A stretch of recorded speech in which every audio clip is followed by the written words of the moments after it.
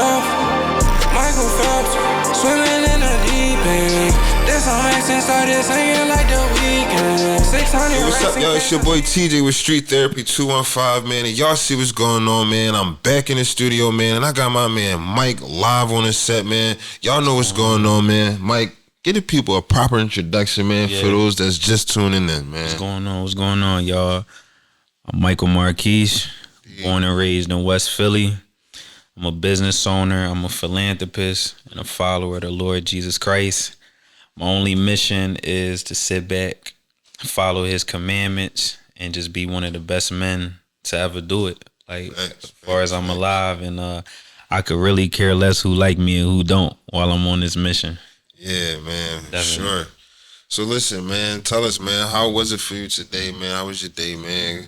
What Yo, I just came back from the Poconos, man. I was snowboarding. Yeah, snowboarding? Yeah, listen, I need to get out there and snowboard, man. Next time. Tell us how was snowboarding, man, for people that's stuck in the trenches, don't know what snowboarding is. It was cool for the most part. I'm not gonna lie. At first, it's kind of like nerve-wracking because both of your feet is like planted in the board. You can't move it, like it's strapped down. Yeah. But like once you get the rhythm, like you're gonna have an instructor anyway. Yeah. So like once the instructor kind of tell you how to move, you'll get the groove. Was that your first time snowboarding?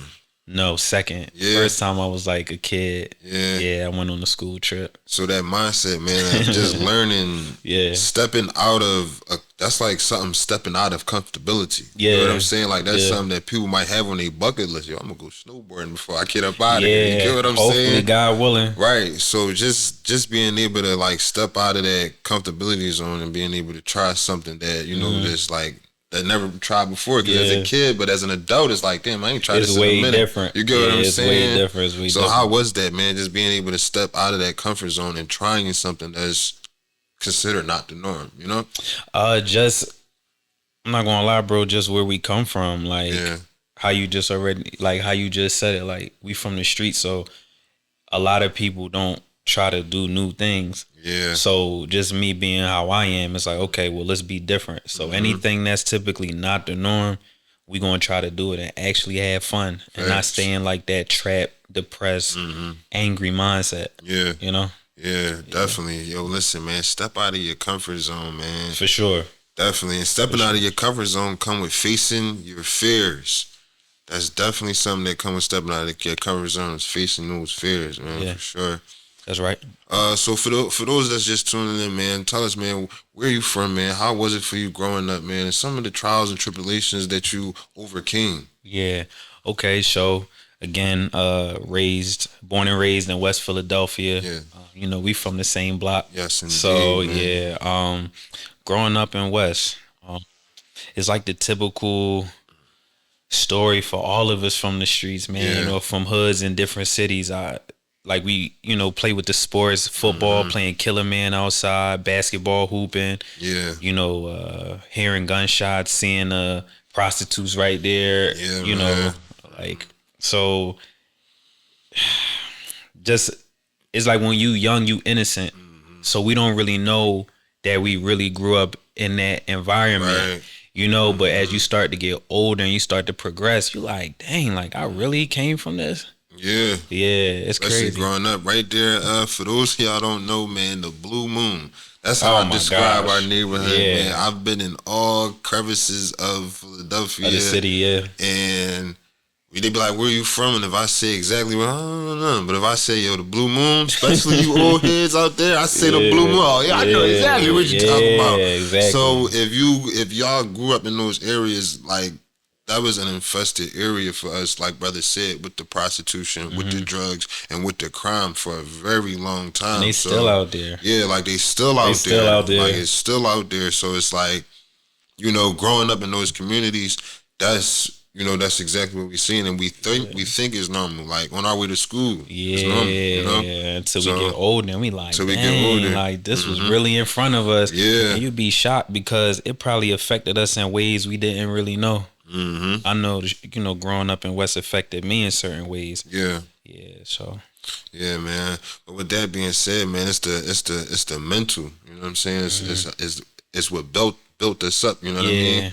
Yeah. So with that being said, so how was you able to, you know, navigate through all of this, man, through being the communities that we coming from? Man, honestly, bro, besides staying out the way, just having a strong relationship with God. Right. Yeah, like always trying to stay involved in the church, even though I had 1 foot in, 1 foot out, you know, just sometimes going across a certain Bible verse or across a certain scripture. If I come across it, it'll kind of keep me on the right path. Right. So for example, it's a scripture that says like, if a man is angry, stay away from men who typically got like deep rage or anger problems, because if you don't, you'll find out why he got those problems, Right. you know, or you'll find out why he's considered an angry man. Right. Now, if we put that in hood terms, right, we know everybody grow up saying, I got a temper, I'm this, I'm that. And unfortunately, those of us who hung around people like that, we was always in a problem. Yeah. You know, or somebody done died,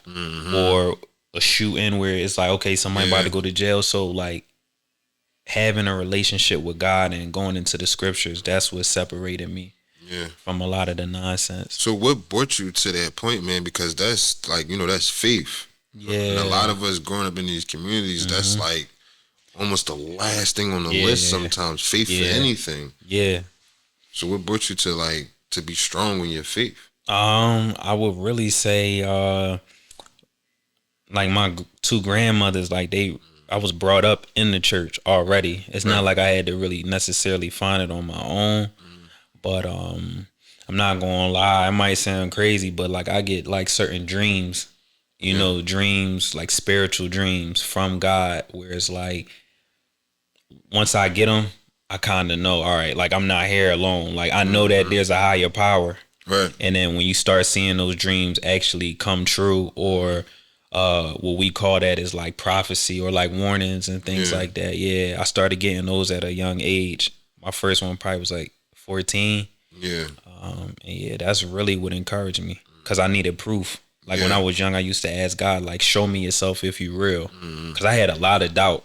Right. Yeah, but I just was, you know, telling God, like, if you real, please show me. And I would get dreams and things like that. Stay in tune with the faith, man. Yeah, that's really important. Yeah, it's definitely important to stay in tune with your faith. You know, whatever you believe in. I feel like, you know, I said this on Instagram before.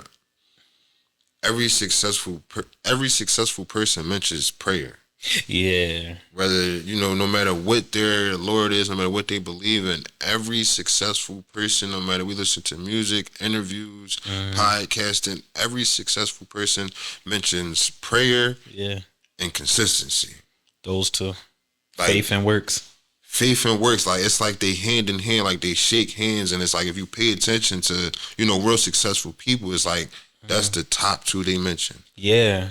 Like, yo, I was working, I just kept working, and I prayed, and you know what I'm saying? Or, you know, so it's faith and consistency. So that's like top number one. Because what you gonna have in the dark times? Yeah. Like, it get dark for everybody. Like, for people who say that it don't get dark or my life is perfect, they capping. But, like, in them times where it's really dark, what else you have? Yeah. Because you putting in work, but you might not see it. Or you might be depressed, or you might be just mentally out of it. Yeah. What you gonna do? You gotta lean on something higher than yourself to get through. And I feel like when you don't have that, that's when we start spiraling in the vices. You know, the drugs, the drinking, the smoking, the murdering, the you know, all that other stuff come with it. Yeah. Facts, man. Definitely. Definitely don't want nobody to get tricked out their spot, man. So don't do have that faith. So how was you able to balance the faith and the work? How is that being able to balance? I'm not gonna lie, man. At first my works was higher than my faith. Like, I just always felt like I was in control of everything. Yeah. But, you know, being an entrepreneur, you find out real quick you really not in control of everything. Even though you think you are, you really not. And I've learned that you don't only praise God when things are going good and you have good seasons, you also praise him in the bad. And sometimes as people, we only want to go to God when something goes wrong. Yeah. But I find my success is because I still stay rooted even in dark times and depressing times. Like, yeah, you gotta keep the faith when it's good and when it's bad. Facts. So before the entrepreneur route, man, Yeah. where was Mike at, man? What was the mindset before you decided, like, you know, I'm gonna be an entrepreneur. This is my lane. Or what was some of your first entrepreneur adventures? Because all entrepreneurs, you know, we aren't in our first very pickup lane. You know what I'm saying? Yeah. So, you know, help us understand where were you at. So before I got into entrepreneurship, I was working at SEPTA. I did not like it. Right. I did not like working for SEPTA. So I'm like, I got to get out of this seat. And when everybody was talking about, oh, yeah, you know, you could get promoted, be a supervisor or an instructor, I'm like, they not catching what I'm trying to say. Like, I'm saying, like, I don't want to be in a 9-to-5 where I have a cap. I don't want no cap. Like, I want to be able to get into a trade or like a specific skill, maximize it, and then scale it and hire other people. And trucking was something that I was able to do that in. And I'm driving the bus anyway. Like, okay, I could go higher and drive something bigger, which was the 18-wheelers, you know? So that's what my mindset really came from. As far as just wanting freedom, I also didn't like that people could be able to clock me and know where I was at. Maybe that's just a hood mentality, but I didn't like people would be like, oh, well, I know Michael gonna be at this corner at 9 a.m. So if I did have any beef or tension with somebody, they know where to find me. You know, I'm not. We should be able to move freely, just in my opinion, you know, especially as men. And my first entrepreneurship that you had asked, like, what was the first thing I did to get into that? Honestly, I was selling drugs. I mean, that's street therapy. That's our first job. That was the first joint I did. And I liked the rush I was getting from quick money. I liked the rush that I got having people like work for me, you know, and I won't say work for me, help me out. That sound better. They helping me out. Assisted me, you know, but it's like, okay, cool, this is the illegal way to do it. This the wrong way to do it. What's the right way to do it? You know, and a lot of us don't know how to take that hood negative mentality and translate it into something. Come on. Telling the fellas that, man, the same street hustle that we out here, that we've died for, risked our freedom for, that same blood, sweat, and tears can be put into the corporate world, professional, positive, whatever. You just gotta find it, and you just gotta turn it up in that field, man. It's very, very, very, very possible, man. I be definitely trying to push that out there because it is the same mentality. It is the same exact hustle, bro. Like it's the same exact thing, man. If you, especially, I was just talking to one of my good sisters the other day, and she has a product service, and I said, "Yo, you in one of the best businesses there is. If you have a product, there's no reason that you should ever be complaining. Like, yo, it's not because take it there. You get what I'm saying? You can go set up. That's true. You can go walk down in salons. You can walk. You get what I'm saying? You could put that hustle to the muscle. You get what I'm saying? So, service, man, product businesses, man. There's no reason you should, you know, you should feel doubtful. You got to get out there. Have to. For sure. You have to. But with that being said, I want you to speak on entrepreneurship. And I'm saying this because I had a debate with one of my YMs. We call them YMs, our young men, right? Man. I like that. Yeah, so we call them YMs. So I had a debate with one of my YMs. I'm talking about damn near heated debate, right? And I'm talking about he yelling at the top of his lungs. Telling me, I don't want to be no entrepreneur. But why not? Was his reason legit? His reason, now this was his reason. He said because most entrepreneurs don't succeed within their first 2 years, right? So why would I do that when I can, now, I'm not against this, but he said when I can go to school, get my education, get a degree, and then find somewhere to work. Okay. But what about owning your own? Well, I'll buy me a house and buy me a car. Like buy it outright? Right. No, I'm gonna lease it and get me a mortgage. Oh. Okay. But what about your own? Yeah. Because when it comes to entrepreneurship, I feel like for us and anybody that's in the entrepreneurship, it's just that sense of owning your own. Yeah. Knowing that this is yours. Yeah. You get what I'm saying? Yeah. Like you kick in this door, that freedom. Freedom for me, yeah. At 9:46, we can come in here and record. You get what I'm saying? That freedom of saying, "Yo, this is mine. This is my establishment." Yeah. So and I just have to worry about and not have to worry. So just, and you know he is 17, going on 18. So he's at that cross point of trying to figure out what he wants to be. Anyway, but I'm big on entrepreneurship.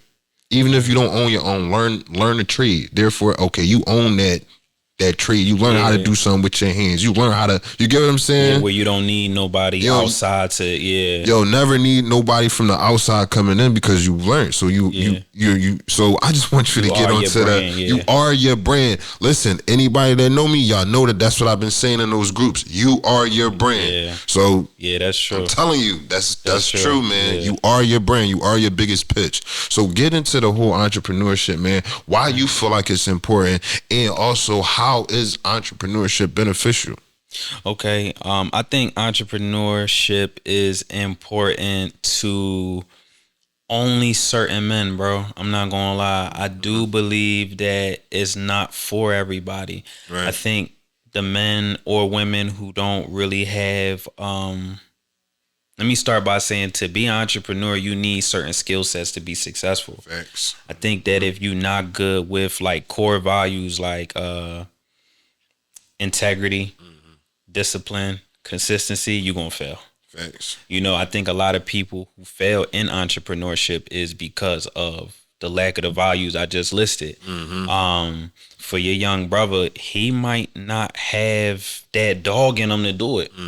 So where I'm taking it is, everybody is not gonna be a Kobe Bryant or LeBron James or Tom Brady. Right. Like, it's only for certain men. Like, I try to keep it real and let people know, like, if you can get into entrepreneurship, God bless you. But it's not for everybody. If you are a quitter, this is where my camera? You're right there. If you are a quitter, this is not for you. Like, if you because you're gonna have bad seasons. Anything in entrepreneurship, you're gonna have seasons where you up, then you have seasons when you down. And that's just life, period. Absolutely. You know, so if you somebody who quit when things get hard, then what? Yeah. That stuff start before entrepreneurship. That start when you a kid. Like, are you crying crazy when you lose the game? When you say, you know what? Let me play you again. Let's run 2K back, or let's run Madden back. So that's my stance on entrepreneurship. It's not for every man and every woman. Yeah, it's in you. Yeah, it has to be. It has to be in you. And then as far as why I think it's beneficial for those of us who do like embrace it. Yeah. Again, just the freedom. You know, the availability that if you had kids, you could be there for your kids. If you have a wife or a husband, you could be there for them. You could take trips when you want to. You don't have the extra stress of, oh my God, like I gotta wake up the next day. You don't have to worry about a manager hounding you. Like, you still gonna have to do business with people, but you coming from a leverage like, yo, I own something and you own something. So things come from a partner to partner type of situation, or just a business deal situation. There is no hierarchy in entrepreneurship, really. You know? So that's what I would say the benefit is. Facts. You could walk away. Yeah. You know?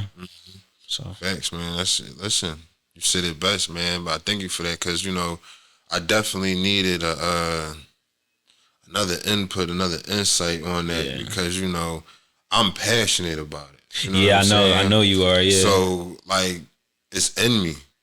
It's in me. I feel like it always been in me, you know what I'm saying? I've always been a hustler. I didn't, before I even knew what entrepreneurship was, I just had the hustle in me. I'm picking something up.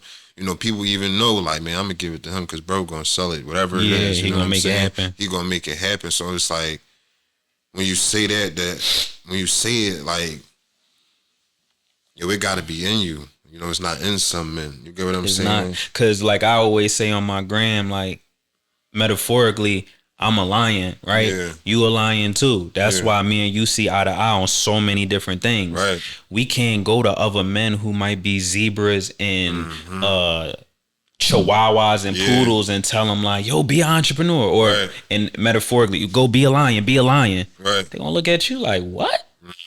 Like, you crazy, like you got claws, you got teeth, you killing animals and jumping on them, but that's our hustle, right? But the other men, they just want to graze, eat grass, and be quiet. Facts. Complacent life. I just want to go to school. I want to get a nice job. I want to get a girl, and I want to go home. I don't want to do nothing else for the rest of my life. Slay, man. And that's how, you feel me? So then when we come at them like that, because I've done it too. I've been guilty of trying to like press masculinity and entrepreneurship on men, and it actually push them away. It don't give them a spark all the time. Like, some men get the spark and be like, you know what? Yeah, let's go bang out here. Yeah, and then you got other men where it's like, what? Like bro feel he or Mike and TJ think that they better than us. Like, what do you know? It's like, bro, I'm just trying. I'm just trying to get you up. Like, like fire. Like, I got it. That's it. It's crazy. Man, that should be crazy, man. It do. It definitely do be. So the masculinity. Do you feel like it left the communities? Do you feel like it's hope? Like, what's going on with the masculinity in these communities, man? Because I knew you was gonna ask me that. You get what I'm saying? Because that's our leaders right there, man. Yeah. Okay. So, and I'm hearing a lot of the girlies is saying that, oh, we harder than the men. Yeah, they are saying that. Y'all ever say that? You know they what are I'm saying that. But I've been seeing situations where it's like, damn, you know, they is pulling it up. They are. They definitely are. I think the masculinity is getting worse. I do. Yeah, it is getting worse. But the reason why I think it is getting worse is for spiritual reasons. Like in our scriptures, and I believe it's in yours as well. Like, it's already like prophesied for the world to get worse. It's never going to get better from this point on, because God can't lie, and whatever He say, you know, is going to happen. And if I was the devil, I would go target the head. I would go target the leader. I would go target the boss, which are the men. So now I'm pumping agendas of, you know, being a fruitcake. You know, I'm pumping the agenda of, you know, having necessarily multiple women, which might scar, you know, faithful women and make them be like, well, you know, guys ain't ish. You know, they ain't ish. You know, I'm being cheated on and this and that. You know, that could be something that throws off the respect they have for us. Men being lazy, you know, leeching off of women.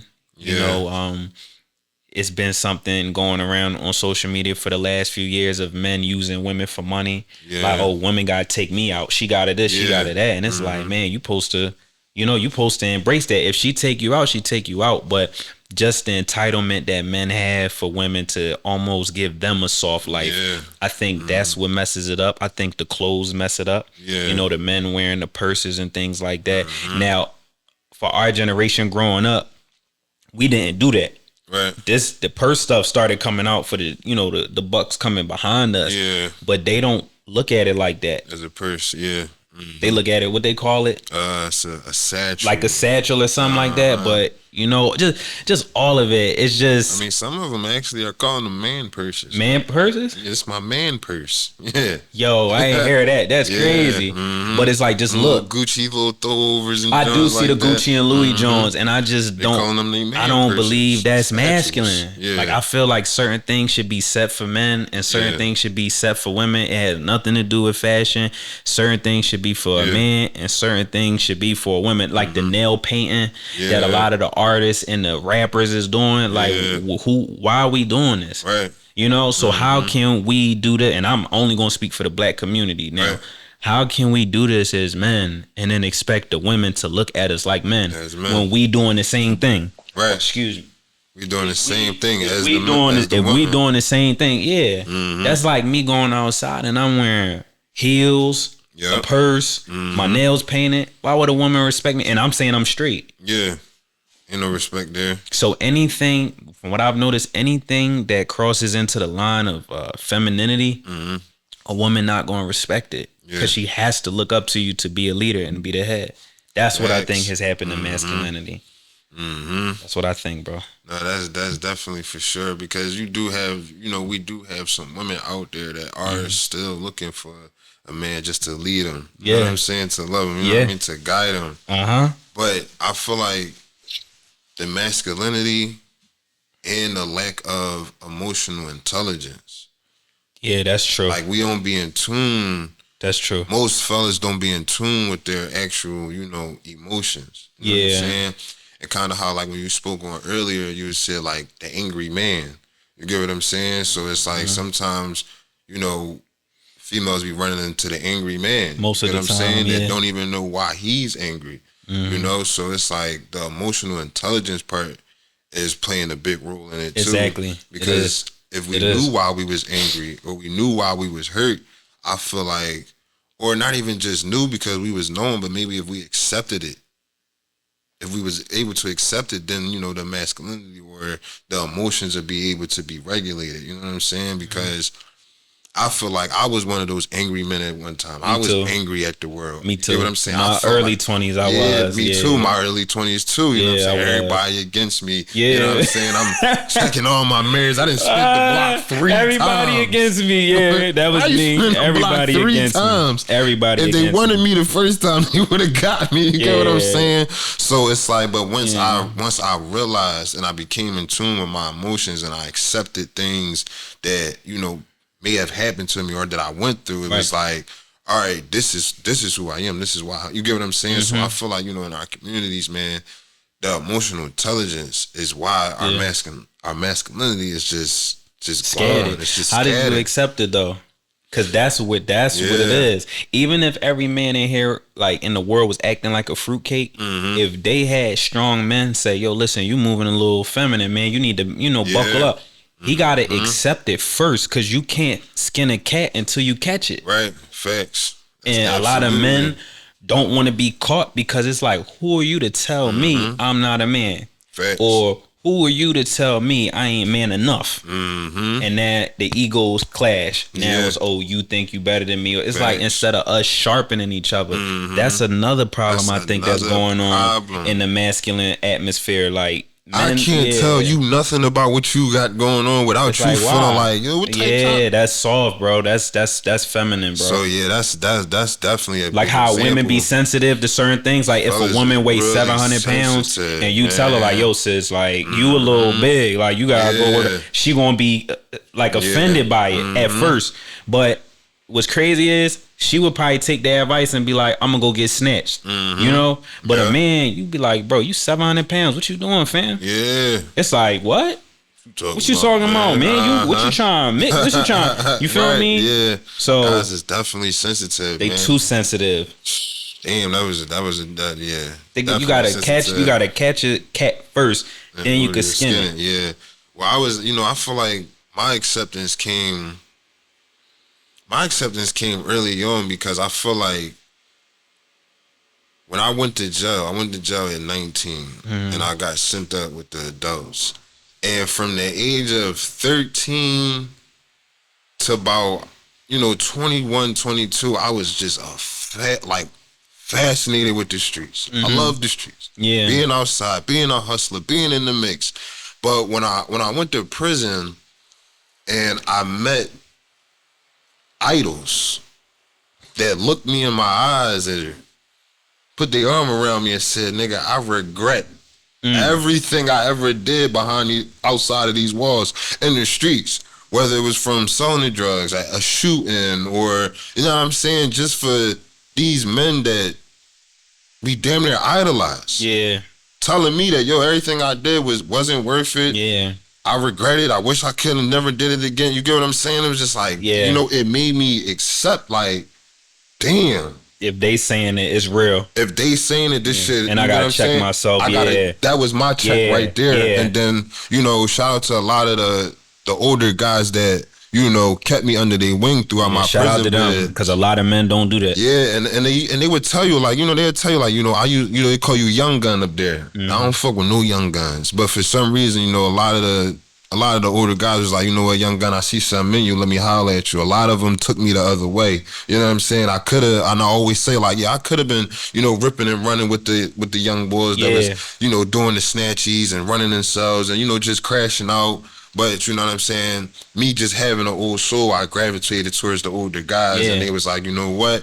We see something in you, we gonna check you when you wrong, you know what I'm saying? And look what they saw in you. Look what you're doing now. For sure. So definitely shout out to them, man. Big Country, man, VAR, all of them, man. You know, they definitely, and BU was like, BU actually out here. He's actually one of the ones that, you know, I spent some time with upstate that's, you know, out here in the world that actually, you know, still check up on me, still make sure that, you know, yo, I'm good. And did you get him on the podcast? He was actually, if you go into the page, he's actually the first episode ever. Oh, the light skin old head. Yeah, the light skin old head. Like he's my first episode ever because shout out to him. You know, BU remember when I came to his cell saying like, yo, one day this is what I'm gonna do, or I could do this one day, and you know what I'm saying? Man, I got like whatever you got, you know what I'm saying? That's thorough, bro. You know what I'm saying? That's really thorough.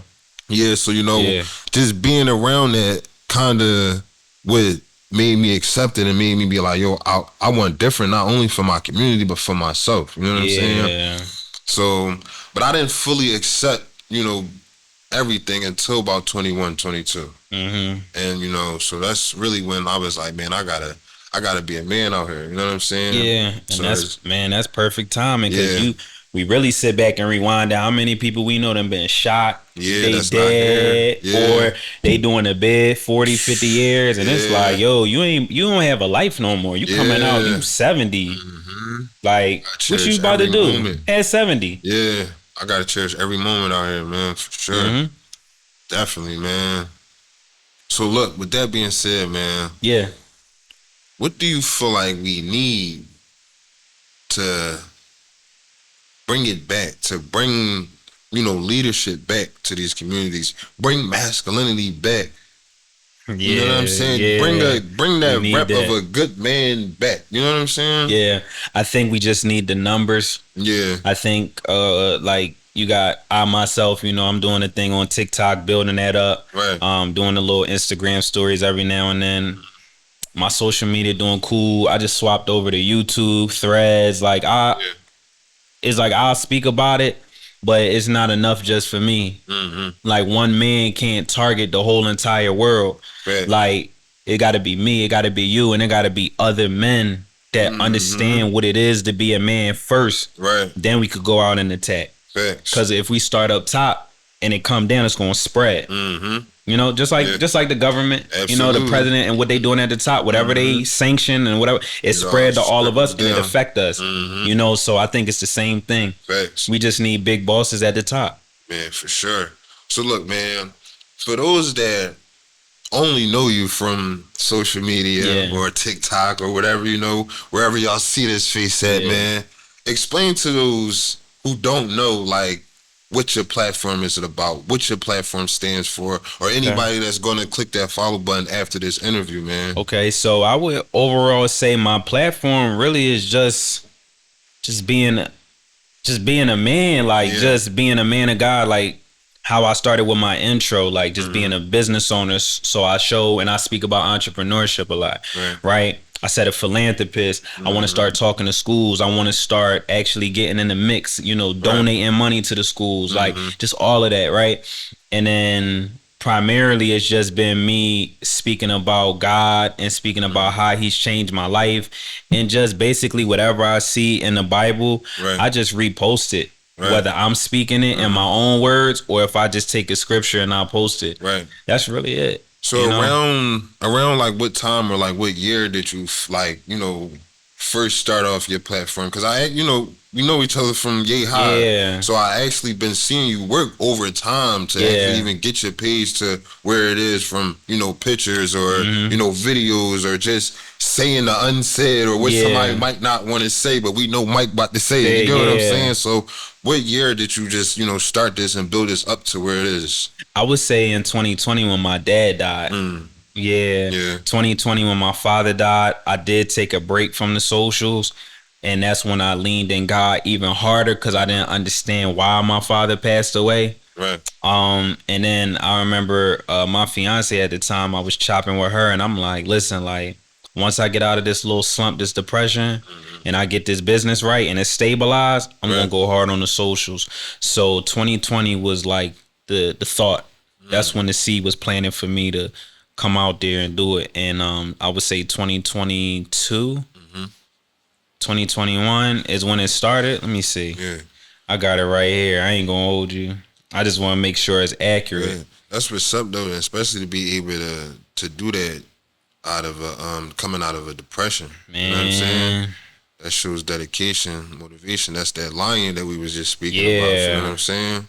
Bro, this is crazy. I actually started in 2024. 2024. That's when I started. So that was recent. But you always had a presence on the socials though. Yeah, you know but that was like when we was younger. So, you know, when you young, you got the tats, you in shape a little bit. You know, the hotties be on you, the ladies be on you. That's really where that came from. But I mean, it's like we more than that. Like I'm a good looking brother, you a good looking brother, but we way more. It's way more than that. And it's like once I started maturing, I'm like, yeah, like let's actually start being men. And again, when my father died in 2020, he died at like 40.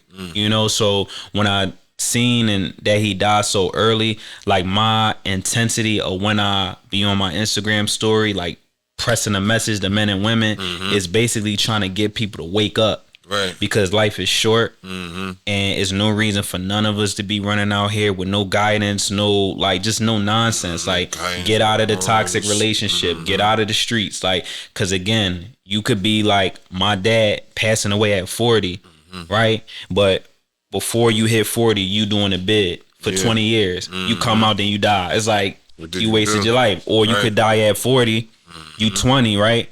But you gonna stay in a toxic relationship until you 40. Then you die, and you never felt love from a real man or a real woman. So when my father died, that was the spark for me to start preaching so hard to people. Like, yo, and I don't care how they feel. Don't care. If you love me. And it's not more so like live your life, rap out. You only live once. No, it's not like that. It's structure. It's structure. It's like a structure behind the message. Because if we just do live your life, that's what everybody been doing. Yeah, that's and what look, we got the men, like you said, out here acting like weenies. The women not respecting us. They independent, strong. Like that's what happens when there's no masculine structure going on. Everybody start running around like little kids. Yeah, you know that's a fact. Facts. That's you cut the head, the body gonna fall and just do whatever it's gonna do. Yeah, that's like a before I get into the next one, but that's like the example where like you know, I got kids and and their moms always say like, yo, when the kids with me, they don't act the way they do with you. Like when they with you, like they like your little soldiers, like whatever you say one time, you know what I'm saying? It's that masculine voice, that tone, that bass. And I'll be like, yo, I don't even be doing. I ain't beat the kids. You know, I got a daughter, so I barely yell. You get what I'm saying? So it's like I don't even do nothing. I'm like, but it's exactly what you said. It's just that it's that voice, it's that presence, it's just that masculinity behind. Like, oh shit, like let me tighten up. Exactly. And it's like mommy, like that's mommy. Yeah, like, I could get away with it. Right. This nigga might come over here and yell a little louder or something. You know what I'm saying? It might give me a little butt whooping too. So let me get myself together. And like, you know what I'm saying? His voice stern. So it's like it's that male presence, especially when it's like a man male presence. You know what I'm saying? Yeah. And guess what? It's not only for the kids, bro. Yeah, it's for adults too and women. Think about like, cause we from the streets, we from the hood. Think about how the mafia used to run stuff. Yeah. Like the old, not none of this new goofy drill stuff. Like how they really ran with structure. They had businesses. They had connections with the police. Everything is structured for grown men in their 30s, 40s, 50s, 60s. Structure until everybody started ratting and being weird. But you know that come with people in general. But the moral of the story is wherever there's structure, it's going to be peace. Where there's no structure, it's chaos. Facts. And that's why, and that goes even to prime example, how you just said the mafia. But yeah, that goes into, you know, the Black Panthers. That goes into how even some of the gangster disciples and actual original gangs got started because we had the structure. Structure. You get what I'm saying? Not no hate and stuff. And it was peace. Yeah. You get what I'm saying? So, they had to infiltrate that to, cause the chaos in order to continue to have the control over the demand of the communities. Exactly. But, that's another joint. I got you. That's another trip right there because, I always explain life sometimes, especially when it comes to systems, like, everything is a domino. You get what I'm saying? So, those people that was in charge around those times put, certain dominoes in place to, always have the control over our communities for us to even be in the positions that we are in now in our communities, feeling like we can't rock with each other. We got to be against each other. You get what I'm saying? So, that's that. But I feel like it is enough of us out there that have that in us where, eventually we can all come together. You know what I'm saying? Yeah, I'm for it. And also shout out to the Black Panther Party. It's a brother out there right now. I don't know him by name, but he out there pushing the Black Panther Party in this generation here. Okay. I'm gonna find his name, but definitely shout out to them. But he came, hit the feet on land, and he's pushing that mission. You know what I'm saying? In Philly? Yeah, he based out in Philly, right off of I think that's like 33rd and like Fairmount, right outside the park. So so they pushing that. So they around. They around for sure. So shout out to them. So that structure is what we need. You know what I'm saying? And that goes into the leadership. And it would be for all races. I know I was just speaking about black, but white men need it, Asian men need it, Hispanic men need it, all races. Is it race or is it community?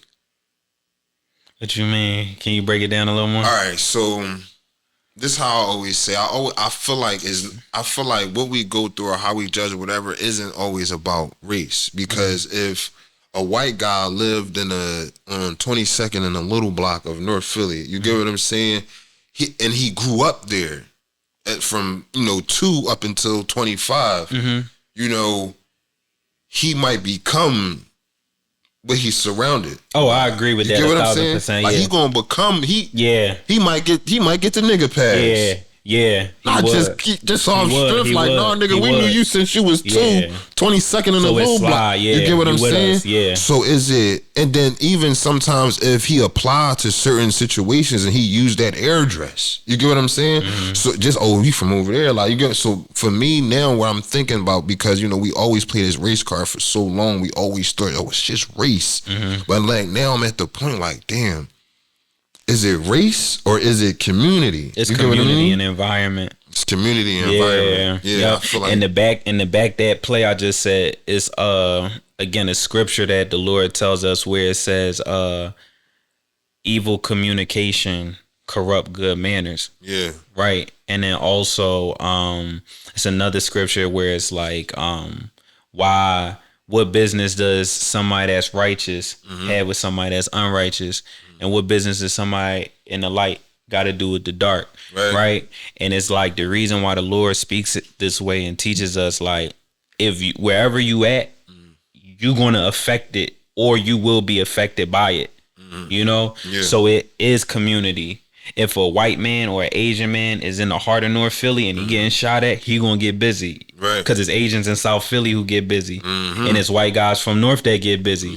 So it's like, it is a community thing. If a man was white, I wouldn't look at him any different. I would ask him, his upbringing and how he grew up. And that would justify his behavior. Facts. Leadership, man. How does leadership look to you? What's an example of a good leader? Okay, that's a great question.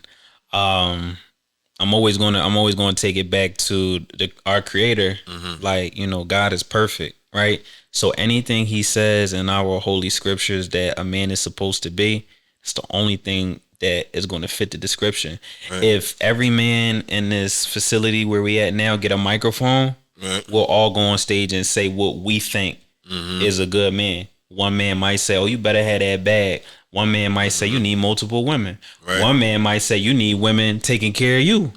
One man might say, you got to be somebody that catch bodies. You need to have 5 bodies. Once you get 5 bodies, that make you a man. And they talk like that in Philly. So it's like, certain things, it's all corrupted when a man says what it is. So we got to listen to the creator and not the creation. And when we go to the creator, which is the high, like the most high, you know, we see attributes like the husband of one wife, right? So I'm not cheating on my woman. I'm not having multiple women because it's going to spark jealousy, resentment, envy, anger, and things like that. We see a man that's apt to teach, like he wants to be able to teach.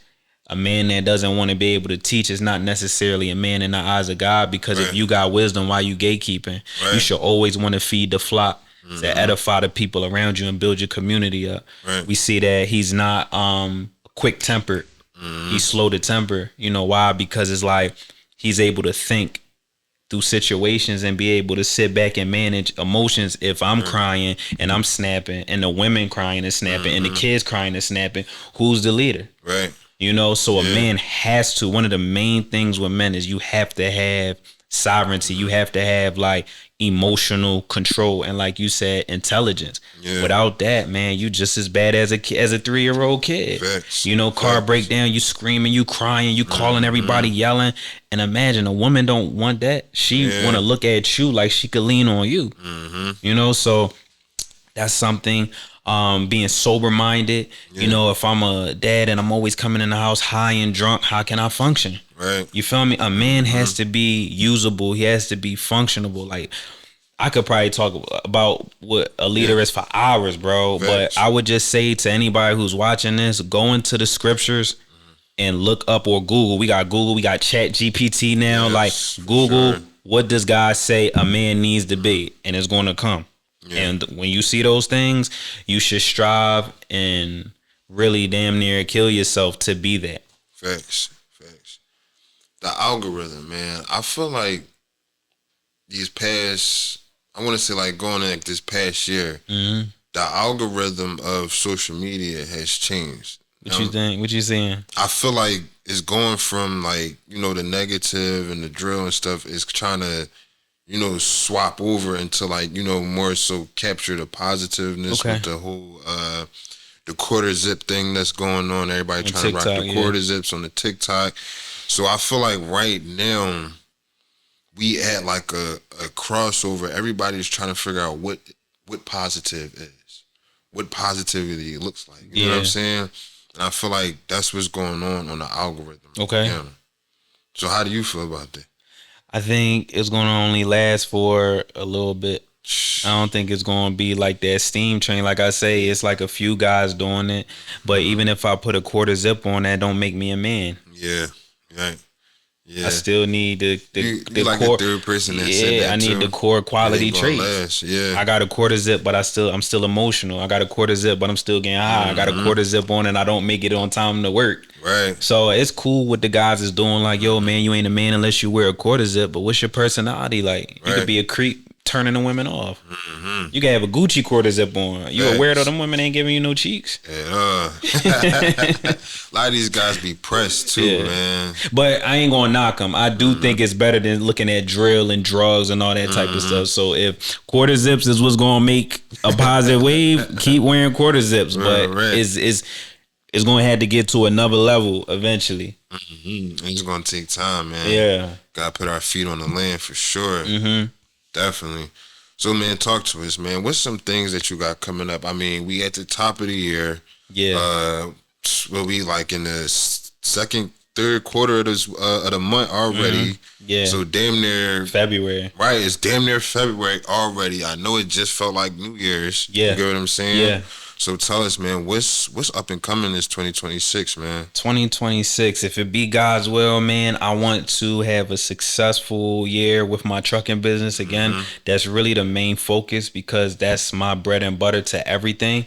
Like, as far as if that goes good, I can invest in other things. I can sit back and, you know, take trips. Like how I just went to the Poconos for the 3-4 days. Like that's the main thing.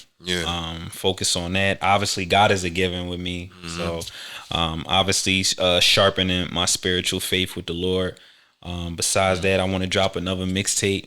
You know, you heard the first one. I definitely want to drop another one, because that's a way that I'm able to release my emotions. You know, I'm not really open to tell people how I feel like that, you know, but the music allows me to like journal, get it all on paper, and then just put it over a beat. So that's another thing I want to, you know, accomplish in 2026, probably shoot some videos. And man, it's a list, man. I want to go talk to the schools. You know, we was talking about that.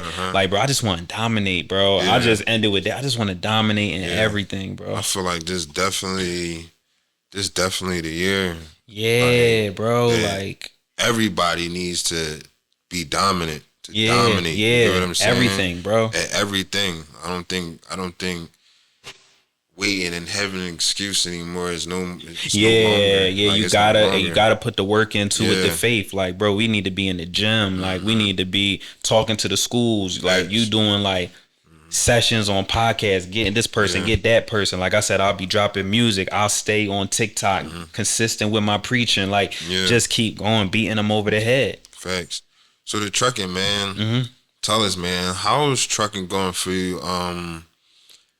And I want to know because, you know, I hear a lot about this CDL field and the trucking field, especially a lot of guys that's, you know, that's like one of the number one things a reformed citizen can do is come in, hop into the truck, get the CDL, hit the road. Yeah. So, you know, I hear when I'm doing the work with the reformed guys, CDL is like number one. They come, I'm even do CDL flag or something. You get what I'm saying? Yeah. So, and a lot of them too they only stay in the worker's mind frame of the CDL. Like, fuck it, that's it. Yeah, I'm gonna just drive. That's all they know. You get what I'm saying? But of course, because that's all they tell us. You get what I'm saying? They ain't never even heard of a side of, you get what I'm saying? So the trucking business, man, the CDL field, man, just dive us into it, man. Just give us a little bit of something. Okay. I think the CDL lane is good for a lot of people because, number one, a lot of people don't like driving. So if you like driving, that's something you should get into because you're going to cut half of people out already, right? Nobody really want to drive 3, 4, 5, 8, 10 hours sometimes, right? So that's an advantage if you get into it. I think that's also how we spoke about earlier about having trades and things under your belt. If you can drive a commercial vehicle, whether it's a bus, a trolley, school bus, Greyhound, 18-wheeler like what I do, that is a skill. Yeah. Not everybody can do it. Yeah. And when you get to that A, them big boys, them 18-wheelers, a lot of people cannot do that. So I always do think that is a lane for people to get into. Yeah. So CDL is a trade, y'all. So start looking into that as a trade, as a skill. Sure. Get that under your belt. Get that under your belt. Yeah. If you can. Yeah. So, all right. So you started off you working at the CDL. Now you owning it. You running your own show. How was that?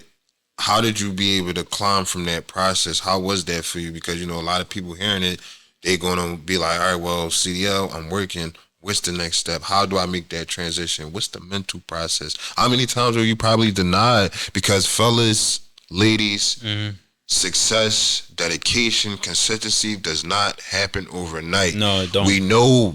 We heard stories like that before. They posted it. They blew up overnight. Yeah. But that's for the 1%. For the rest of us, it's not an overnight thing. It's a grind. So please, let us know about the grind. Yeah, well, number one, if you want to be an entrepreneur in the trucking game, you got to save that bread up. You got to save that bread. Because you're going to have to put a down payment on the truck. You're going to have to pay for insurance. You're going to have to pay for your LLC. You're going to have money set aside for maintenance. Like, then when you get into the game, you got to make sure that it's not even guaranteed that you're going to make the money you think when you come in, right? Because just like anything else, you got to fill it out. You got to fill the people out. And that's for any business, you know? So you want to have paper saved up for them rainy days in the first few months where you trying to find a lane that you're going to run. Yeah. So that's the biggest thing. Is saving your bread.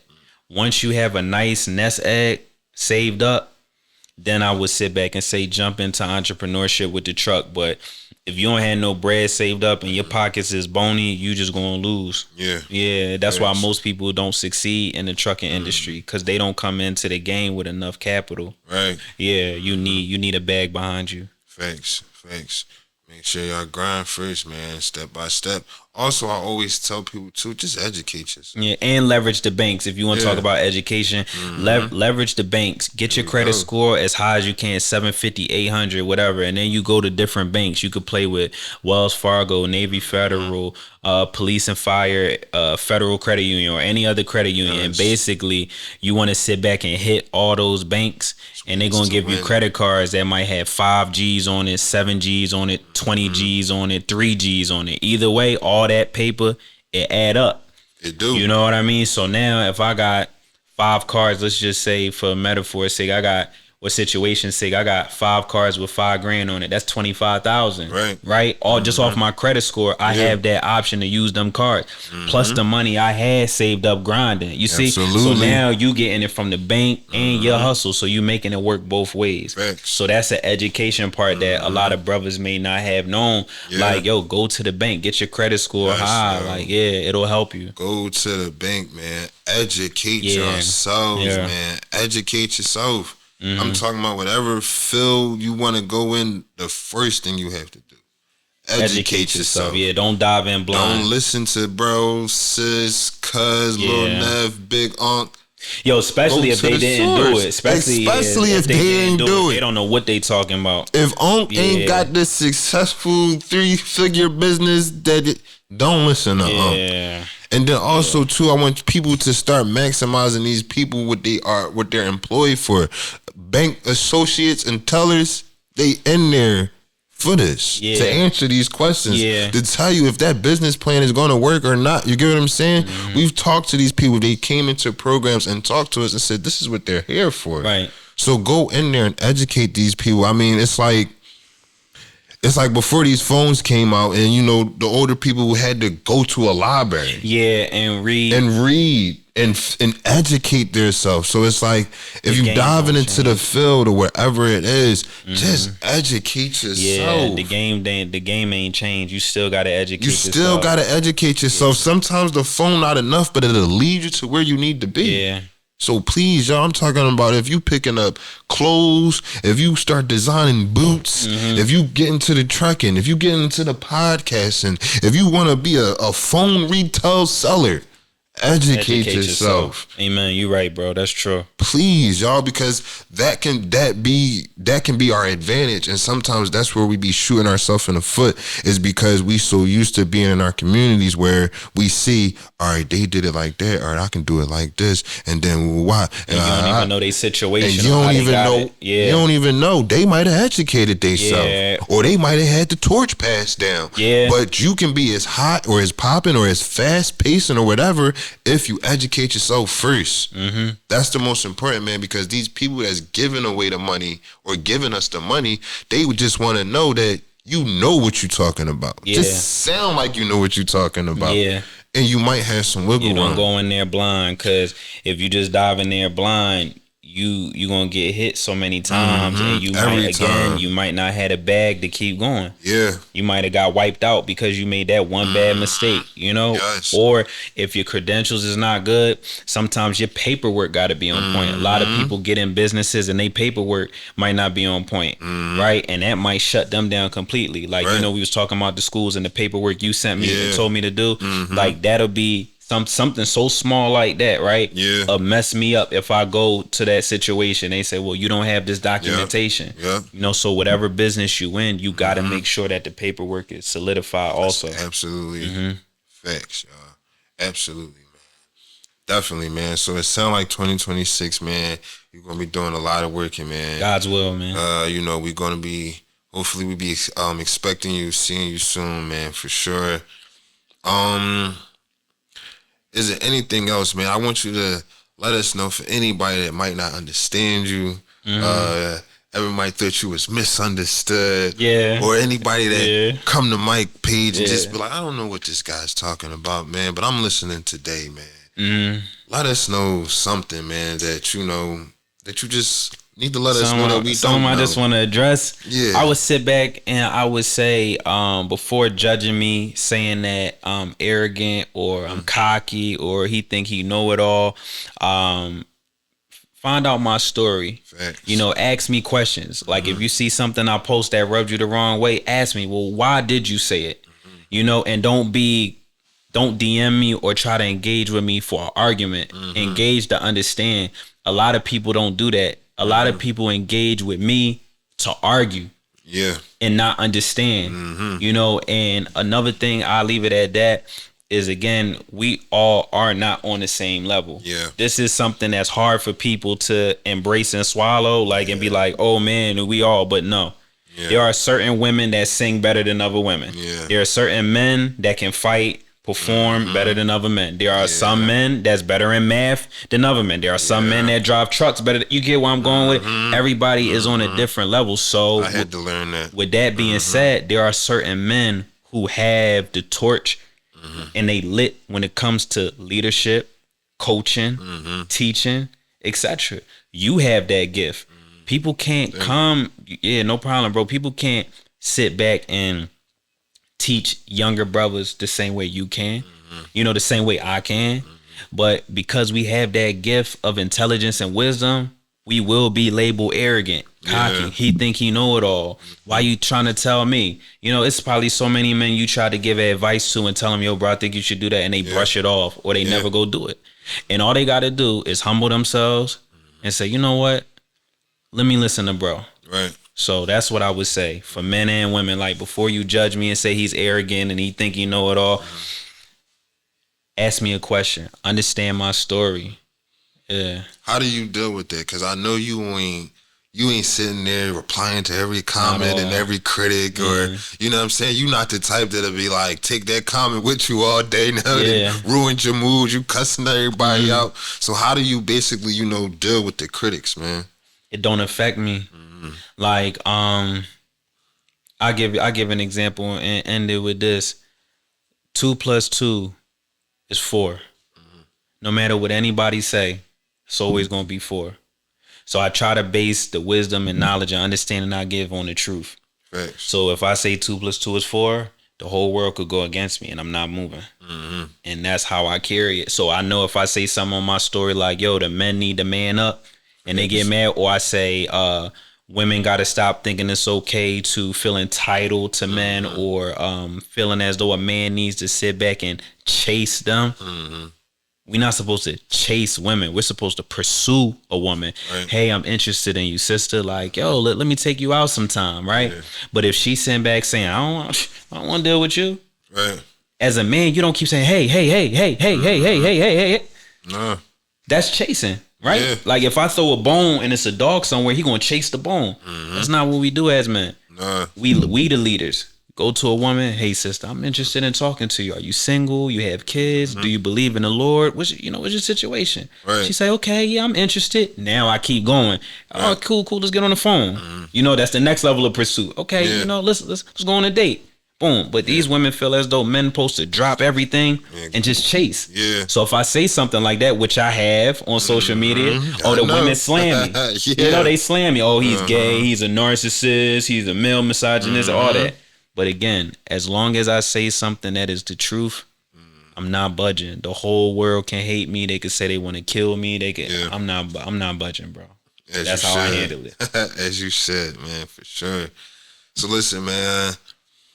Take us out of here, man. Give us a gem, positive quote, something that you know that we need to resonate with, something that we can leave with. Yeah. What I would sit back and say to end this powerful interview, this session, this conversation is, as people, sometimes we always try to have accolades and achievements and things of that nature. But the sad part about it is that, let's say if we achieve everything we want, 1,000 years from now or 100 years from now, ain't nobody gonna freaking know about it. Think about all the greats that came before us. Yeah. Right? Now, wherever you thinking, go 300 years back, even more. You don't even know those people. Right. You know? And they're not even here to shape anything going on now. Right. So now we ask, like, what's the purpose of life then? Because I will be forgotten. Or like, let's say if I build this trucking business, right? And I give it to my son, right? Now my son, he handled it well. But now his son, which is my grandson, F it up. Right. what was all the work for? What was the interview for? What was all this for? Right. You know? So I would leave the gym with people. Be the best you can be, whether you're a man or a woman, but understand that ultimately the only reason why we are here is to fear God, follow his commandments, and make it back to heaven. That's it. Facts. It's the only purpose in life. Facts. Listen, man, brother, I appreciate you for coming out here. Oh, man. yeah, man, no doubt. Y'all see what's going on, man. Got the new setup. Come on. It's Street Therapy 215, man. Y'all already know what to do. Like, comment, share, subscribe. Do it all, man. Y'all see me. Y'all see Mike, man. Listen, y'all know what to do. I ain't really got to say too much, but stay tuned. And listen, man, we going to play this track, Weighing on Me. You got the track? Okay. And listen, man, we going to take this out of here, man. Y'all already know what to do, man. Street Therapy 215, man. Yeah, follow bro, y'all. Follow bro.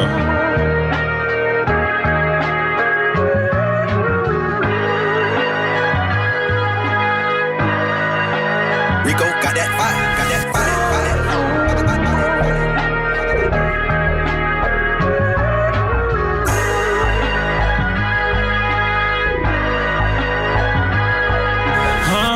Lot of things that's on my mind is really weighing on me. Lot of people switching up, that devil weighing on me. I get that money, count it up, it's like a ceremony. In competition with some guys, they trying level on me. Some people trauma dump they pain and it's weighing on me. These men be capping about they G card they ran from. I grew up right out the dirt, I had a hard story. I grew up, boy to a man, I give God the glory. These hoes keep talking about my last name, talking nonsense. That